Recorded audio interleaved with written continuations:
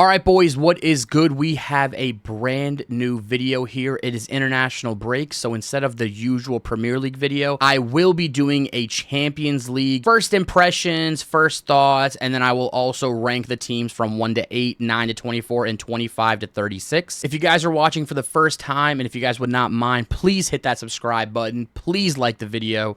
I am trying to be more consistent on YouTube. You guys have showed out the last couple of weeks, and I really appreciate it. So go ahead and like it, subscribe, and I appreciate you boys. So I watched the draw happen live on stream. I thought it was extremely exciting. I thought that when Ronaldo pressed the button, I figured we'd have a little more suspense per each team. I didn't think it would just spit out every team. Overall, I think the new format is great, and I am someone who is obsessed with the old format. The old Champions League format is basically how I got into football outside of FIFA and the World Cup. As an American, there isn't a lot of ways to get into football here. Our media doesn't cover it that well. The times of normal football matches get in the way of, like, if you go to high school or if you're in middle school, you don't ever get to watch Champions League. You may catch the highlights. So when I say I like this new format more, it has nothing to do with my issue with the old format, because if they had never changed the old format, I'd be okay with it, right? I just feel like this new format gives us such unpredictability. This allows smaller teams to get results that matter, right? If you look at last year's table and you see that group with Red Star, Young Boys, Manchester City, and Leipzig, kind of went into it knowing that the top two teams would be City and Leipzig, right? This new format allows us to have such an unpredictable view of how this will go. Injuries will matter, teams' form will matter. You have no idea if 1 point will be good enough, if 3 points will be good enough until probably match day 6 or 7 at that point. So the unpredictability here, as well as giving more teams an opportunity to advance, sounds like, it sounds like it's gonna be a great time. So here we have the tier maker with all 36 teams. I'll be ranking them in no particular order, but in category. So I'll do the top 8, 9 to 24, and 25 to 36. I'll try to break up 9 to 16 and 17 to 24, but it'll be one of those things where, as I'm recording this, it's early September. I think it'll be very difficult to project each team's fixtures and assume we'll know what it looks like in October and November, because how we view the teams now will be very different on how we view the teams in the coming months, right? Some teams will be on a hot streak. Some teams will be completely out of form. Some teams will encounter injuries, right? So again, this is first impressions. If you're a fan of any of these teams, I would not take it to heart, but I know it's impossible. I know people are going to see me predict one of their teams to fail to qualify, and they'll be in the comment section going, "You have no ball knowledge." But in any case, let's get to it. So I feel like I'm going to do this a little differently. I'm going to just make sure I pick the teams that I for sure think will end up in the top 8 and fail to qualify. So we'll start at the top and I'll start at the bottom, if that makes sense. I'm gonna pick apart teams that I just feel like will auto go through or just auto not qualify. So this is gonna be a very fluid way of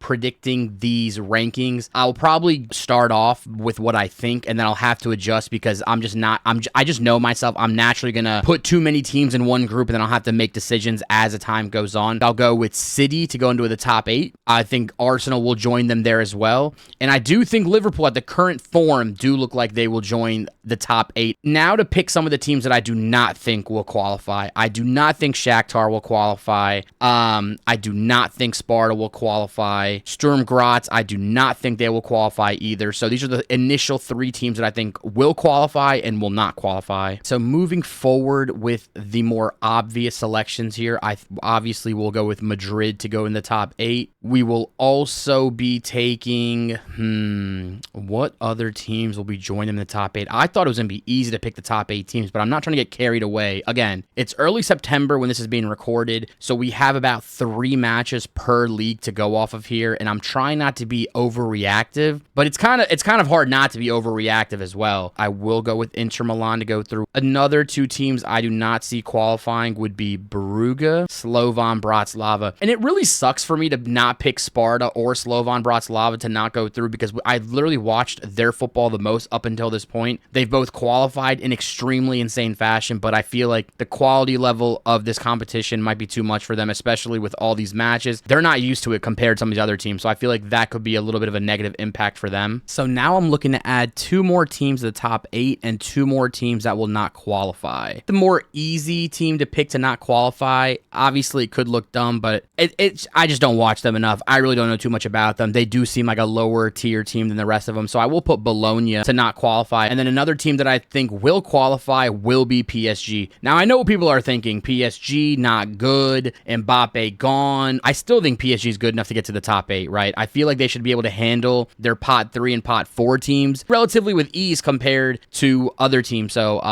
I think I will put PSG in the top 8. Now I'll start to fill in some of the middle tiers here, the 9 to 16, the 17 to 24. There's going to be nothing to really base off of what team deserves to be in the 9 to 16 or 17 to 24, so I'll just try to assume to the best of my ability here. For example, I think I will put Juventus in the 9 to 16 tier. I will put Stuttgart in the 17 to 24 tier. I will put Dortmund in the 9 to 16. I will go ahead and put PSV in the 9 to 16. I think they're a good squad, and I will also throw Feyenoord in the 9 to 16. The more I look at it, the more difficult it's starting to be because we're coming out with teams that are on that brink of being very good and good. I don't want to disrespect anyone when I feel like they should be in the top 8, but they could also be in the 9 to 16. A team that is kind of bordering with me there is going to be Barcelona. I will put Barcelona in the top 8. That could be a mistake. But I look at all these other teams and I try to think to myself, who is clearly better than Barcelona here? Clearly better than Barcelona out of the teams at the bottom here. And I can't really pick any of them for sure, right? I can't really pick any of these teams to be for sure better than Barcelona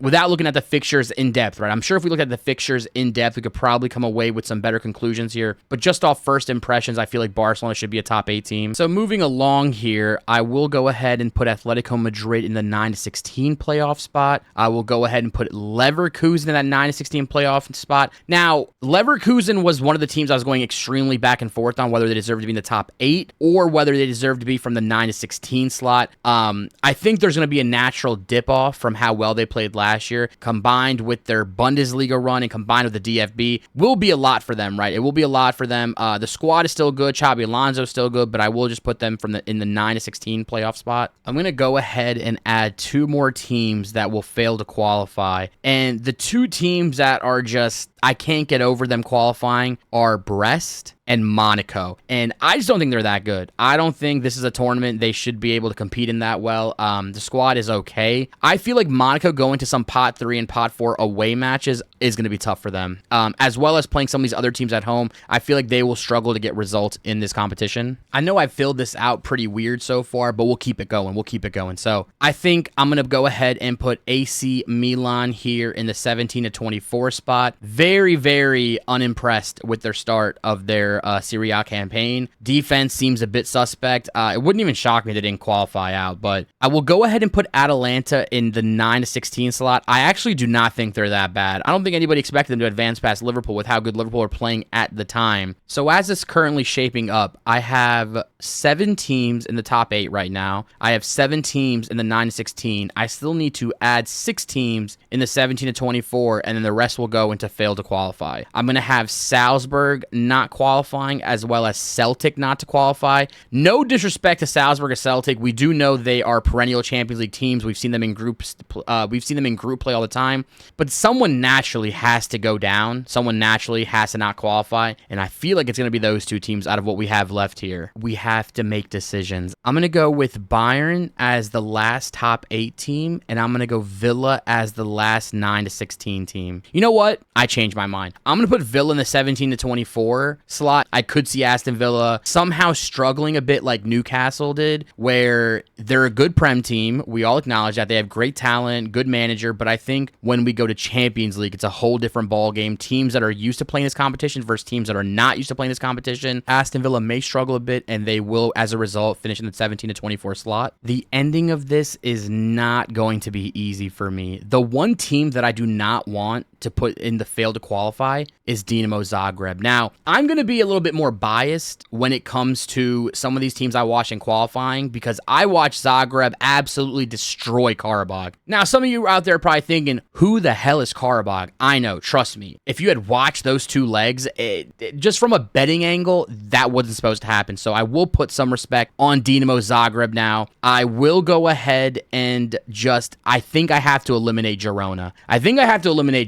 They've lost too much talent. Champions League may be way above where they're at right right now. They're going to be one of those squads that everyone was in love with last year, but they're going to get a dose of reality this year when you sell all your players, what can you really expect, right? I'm going to go ahead and put Sporting to be the last 9-16 team. And after Sporting as the last 9-16 team, I'm going to go ahead and put Leipzig in the 17-24 spot, as well as Benfica. The only issue with Benfica is they have not played well at all. They have not played well up until this point. As I said, as I'm recording early September, they have not played well up until this point. You could probably convince me to take Benfica out and replace them with one of these bottom teams here. But for now, I will just assume that they will somehow get it together, figure it out, whether they have to fire their manager, change a tactic, something. Something for Benfica needs a change, or else this would be a swap. It comes to the final 3 teams with 2 slots left in the 17-24 playoff, and then 1 slot left in the fail to qualify. Put Lille in one of the 17-24 slots here, and then it becomes very, very difficult for me. Do I think Young Boys advance, or do I think Red Star advance, and then the other team would just go out? I genuinely was impressed with how Young Boys played against Galatasaray, and I'm also pretty biased for the Red Star Belgrade here. I think they're a great team, actually, relative to what people think of them. I think Red Star are a great team. They find ways to get through, and they make playing in Belgrade hell. They make playing in Belgrade hell for other teams. I think in this style of competition where you play 4 home, 4 away, that's going to be a very, very positive thing. With all that being said, I will go ahead and put Young Boys to get through, and I will have Red Star not qualifying. It's nothing against Red Star. Listen, if you're a Red Star fan, I was all about Ivanic, El Fardu, Ben back in the day. I used to bet on Red Star all the time. We're just at that point, though, where you need to show me that you are somewhat decent away from home, because this isn't going to be aggregates, right? This is going to be 1 point, 3 points, no points, and I think Red Star is going to have to find a way to get points away from home to make this happen for them to advance. I just don't think Red Star have the capabilities to get more than 3 points away from home in their 4 matches from what I've seen. I think they'll get a couple of draws maybe at best, but a full win away from home for Red Star will be very difficult. And after watching Young Boys play in Galatasaray, I was extremely impressed, and I think